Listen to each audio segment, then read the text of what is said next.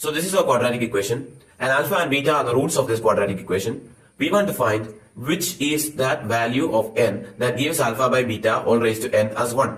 So let us find that. So what can be alpha and beta? As we are given a complete quadratic equation, we can definitely find the roots of this quadratic equation. How we find that? It is by minus b plus or minus root of b square minus 4ac divided by 2a, right? And with that, what we are going to get is actually, that means alpha is 1 plus I, let me take that way, beta is equals to 1 minus I. So we got the values of alpha and beta. What is alpha by beta?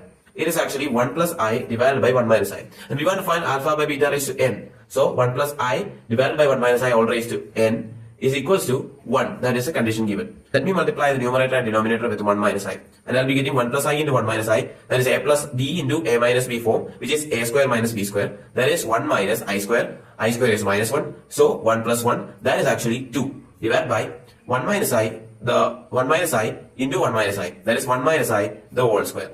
So I multiplied 1 minus I here and here. This term all raised to n is equals to 1. So we can simplify this also. Minus 1. And this 1 and minus 1 comes out. We will be getting 1 by minus I.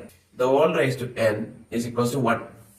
Minus 1 raised to n is equals to I raised to n. What we know is that in terms of I raised to 1 is equals to root of minus 1. I raised to 2 is equals to what?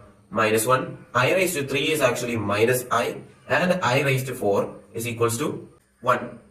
When I raised to 4 is equal to 1, this condition satisfies. I raised to 4 is equals to 1 here. Minus 1 raised to 4 is actually also 1 here. So n's value 4 is the minimum value at which this condition is satisfied. So the value of n, the minimum value of n is actually 4. Option number 2.